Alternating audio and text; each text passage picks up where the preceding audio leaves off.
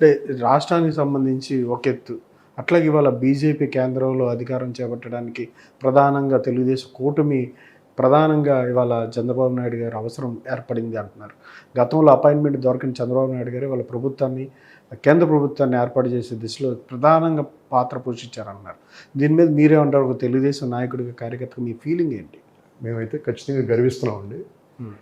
ఎందుకనంటే నేను దాదాపు 2 years back first time Chandrababu Naidu గారిని కలిసినప్పుడు 1-to-1 కూర్చున్నప్పుడు ఆ రోజు దాదాపు 30 minutes మాట్లాడాను నేను. ఆ రోజే చెప్పారు నాకు ఆయన.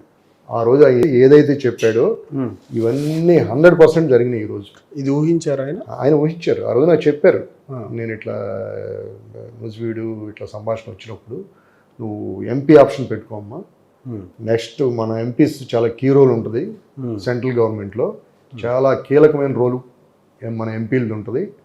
మన తెలుగుదేశం గవర్నమెంట్ మళ్ళీ ఢిల్లీలో చక్రం తిప్పిపోతూ ఉంది, అందుకని నువ్వు ఎంపీ ఆప్షన్ పెట్టుకో డెఫినెట్గా అని చెప్పి నాకు దాదాపు 2 years బ్యాకే చెప్పాడు.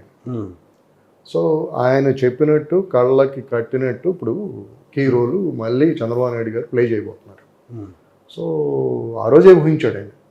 ఇప్పుడు ఏం జరుగుతుందో 2 years బ్యాక్ ఆ రోజే ఊహించాడు. ఇప్పుడు చూస్తున్నాం కదా, గత 4 రోజుల నుంచి ఢిల్లీలో చంద్రబాబు నాయుడు గారి పేరు ఎలా మారుమోగిపోతుందో. సో డెఫినెట్గా 5 సంవత్సరాలు ఆయన అనుభవం అనేది ఆయన కీ రోల్ పోషిస్తారు. మళ్ళీ 5 సంవత్సరాలు ఆంధ్రప్రదేశ్కి మంచి టైం అని చెప్పేసి నేను అనుకుంటాను. మంచి టైం అని అనుకున్నాను. చివరిగా కక్షపూరిత రాజకీయాలు చేయబోతున్నారా? మీరు అధికారంలోకి వచ్చారు, గతంలో ఎవరైతే మిమ్మల్ని ఇబ్బంది పెట్టారో, మీ మీద కేసులు పెట్టారో, మీ అధినాయకుడి మీద కేసులు, వాళ్ళందరినీ వేరేసే ప్రక్రియ చేయబోతున్నారా? తప్పండి ఇది. కక్షపూరిత రాజకీయం ఇప్పుడు వాళ్ళు చేసిన తప్పు మనమే చేస్తే ఎట్లా? మనము తప్పు చేసినట్టుగా వాళ్ళని కన్విన్స్ చేయటమే. ఇప్పుడు వాళ్ళే కన్విన్స్ అయ్యారు, డెఫినెట్గా కన్విన్స్ అవ్వబట్టే కదా ఇప్పుడు గవర్నమెంట్ మారిపోయింది. సో ఈ మారే క్రమంలో డెఫినెట్గా వాళ్ళు చేసిన తప్పును మనం ఎందుకు ప్రజలు అర్థం చేసుకున్నారు. వాళ్ళు మాట్లాడే భాష, మంత్రులు మాట్లాడే భాష, బూతులు మాట్లాడారు. సాక్షాత్తు ముఖ్యమంత్రి నా ఎంట్రీకి మొక్క కూడా వేయలేరు అని చెప్పేసి పబ్లిక్ మీటింగ్లో మాట్లాడితే దానికి తగినటువంటి శిక్ష వేశారు. ప్రజలే శిక్ష వేసేసారు. ఇక మళ్ళీ దాని తర్వాత ఇక మళ్ళీ ఈ చిన్నవి పెట్టుకుని అభివృద్ధిని పక్కన పెట్టేసి మళ్ళీ దీన్ని కక్షపూరితమైన ట్రాక్లో తీసుకెళ్ళటం అనేది మంచి పద్ధతి కాదు అని చెప్పేసి నేను అనుకుంటున్నాను. దయచేసి అలాంటి రెచ్చగొట్టే ధోరణులు కూడా తగ్గించుకోవాలి అని చెప్పేసి నేను అందరినీ కూడా కోరుతా ఉన్నాను.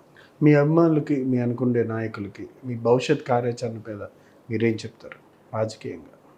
ఖచ్చితంగా ఇప్పుడు సీనియరు పొలిటీషియన్ పార్థసారథి గారు వచ్చారు రోజువీడికి. మేమంటే నిన్న కాక మొన్న వచ్చిన వాళ్ళం. డెఫినెట్గా ఆయన ఆధ్వర్యంలో, సారథి గారి ఆధ్వర్యంలో ఖచ్చితంగా అందరికీ న్యాయం జరుగుద్దని చెప్పేసి నేను అనుకుంటున్నాను. అంతకుముందు రోజు వెళ్ళేదో పుకార్లు, ఆ గ్రూప్ అని ఈ గ్రూప్ అని నేను అందరికీ చెప్తూ ఉండేవాడిని. ఎవరి గ్రూపులు లేవురా బాబు, అందరూ కలిసికట్టుగా చేయాల్సిందే.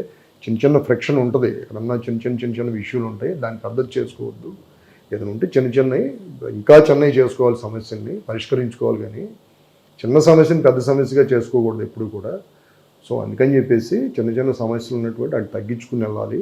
సో అందుకని చెప్పేసి అందరూ కూడా మంచి ఆలోచనలతో మన నియోజకవర్గాన్ని అభివృద్ధి పదంలో ఎట్లా తీసుకెళ్ళాలి, మన ఎంప్లాయ్మెంట్ని ఎట్లా డెవలప్ చేసుకోవాలి, మన రోడ్లను ఎట్లా డెవలప్ చేసుకోవాలి, మన ఊళ్ళల్లో చెరువులను ఎట్లా డెవలప్ చేసుకోవాలి, కాలువలను ఎట్లా డెవలప్ చేసుకోవాలి అని ప్రతి ఒక్కళ్ళు ఆ డెవలప్మెంట్ మీద ఎంతో కొంత ఆలోచించగలిగితే బాగుంటుందని చెప్పేసి నేను మా కార్యకర్తలందరికీ ఫస్ట్ నుంచి చెప్తా ఉన్నా, ఇప్పుడు అదే చెప్తున్నా.